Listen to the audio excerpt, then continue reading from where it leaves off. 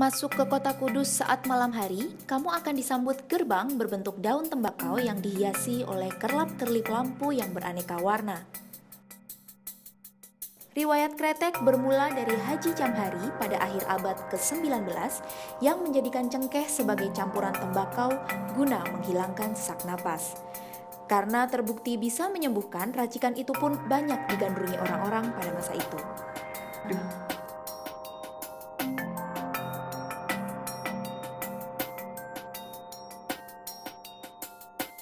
Sepeninggal Haji Jamhari pada 1890, banyak orang yang kemudian mengembangkan rokok seperti racikannya, yang kini familiar disebut rokok kretek. Salah satunya adalah pasangan Niti Semito dan Nasila.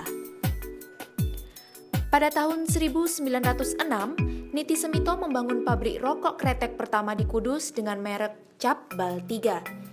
Berkat rokok Cap Bal 3, Niti Semito mendapatkan keuntungan yang tinggi hingga dianggap sebagai pengusaha pribumi terkaya di Indonesia pra-kemerdekaan.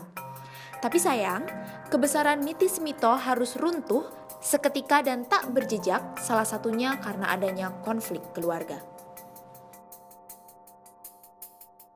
Peran Niti Semito dalam membangun industri kretek di Kudus itu diawali merintis dari nol, karena pada saat itu beliau tidak pernah bergelut di dunia kretek. Sebelumnya kan sebagai menyewakan dokar, kemudian pebisnis ke luar daerah. Tapi begitu melihat bahwa kretek ini mempunyai masa peminat yang banyak, kemudian beliau Niti Semito ini menekuni kretek itu yang semula hanya titip di warung istrinya Bu Nasila itu. Kretek yang tadi ditemukan oleh Jamhari, kemudian banyak orang meminati, pengusaha-pengusaha Kudus yang semula pada umumnya mereka ada jualan batik, jualan pakaian ke berbagai kota, kemudian melihat kretek ini menjadi sesuatu yang diminati. Jadi ada Mbak Musle, ada Mbak Atmo dan sebagainya, orang-orang yang bergelut yang semula adalah pebisnis atau pedagang pakaian, kemudian mengikuti kretek.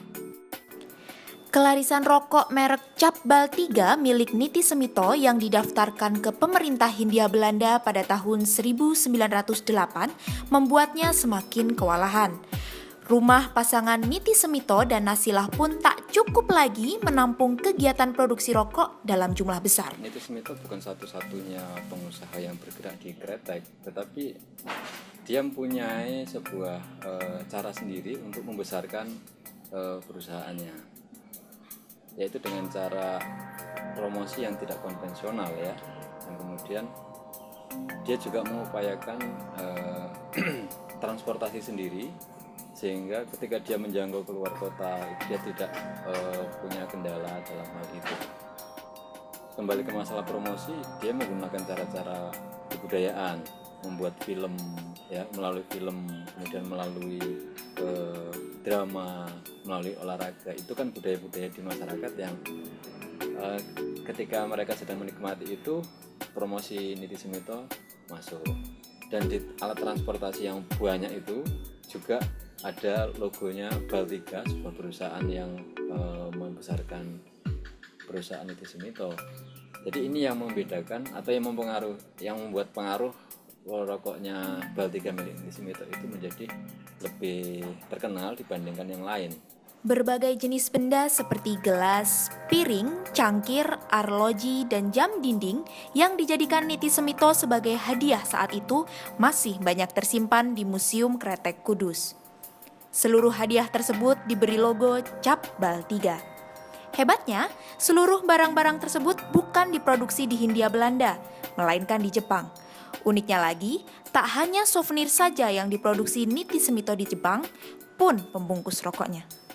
Puncak kejayaan Niti Semito terjadi pada tahun 1930-an.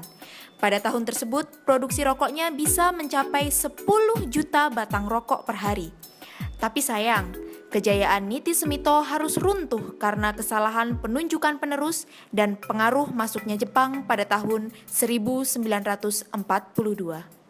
rokok Baltika itu mengalami masa kejayaan tahun 30-an sampai Perang Dunia Kedua gitu ya, sebelum Jepang masuk.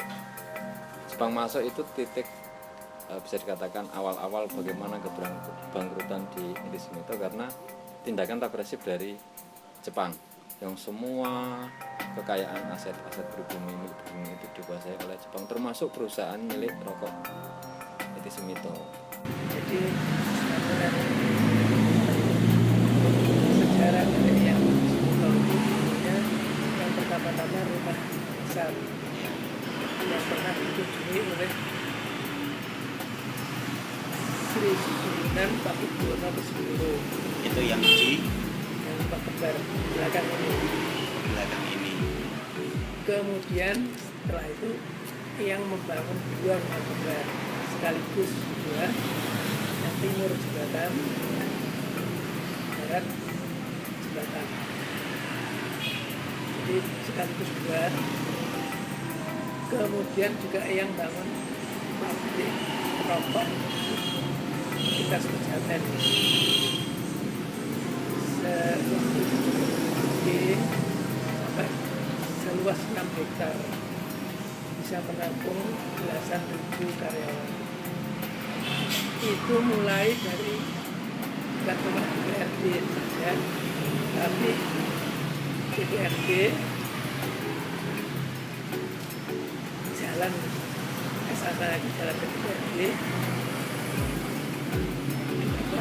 terus sampai ke jalan ke Coca-Cola, tahu kan, depan PLN, nah sampai ke sana.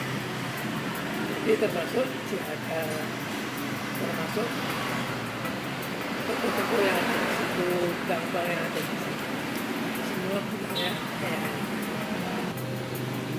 Kemudian ada juga yang di Salatiga. Salatiga itu istilahnya dulu pesantren Niti Smito. Itu yang dipakai pertemuan rahasia yang dengan Bung itu. Di pesantren Niti Smito di Salatiga. Selain itu, Niti Smito dulu juga mempunyai bioskop yang terletak di dekat alun-alun kota Kudus, tepatnya di lokasi yang sekarang menjadi penitipan kendaraan di timur Ramayana Mall Kudus. Niti Smito dulunya juga membangun radio untuk mendekatkan diri kepada masyarakat. Saat ini bangunan tempat siaran radio itu telah menjadi markas Brimob yang ada di Jalan Jenderal Sudirman, Kudus.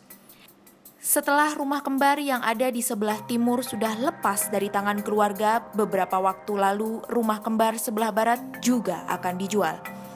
Tapi sayang, tak ada orang yang berani membeli hingga muncul niatan untuk menjadikan bangunan tersebut menjadi sebuah hotel. Ini rencananya karena cari investor sulit, insya Allah nanti keluarga akan bangun sendiri. Keluarga Niti Smito nanti akan bangun sendiri hotel 5 tingkat. Kini, meskipun warisan Niti Smito bisa dikatakan tak banyak yang tersisa dalam sisi materi, tapi paling tidak Niti Smito memberikan warisan semangat berwirausaha dan nasionalisme yang sangat tinggi bagi generasi muda saat ini.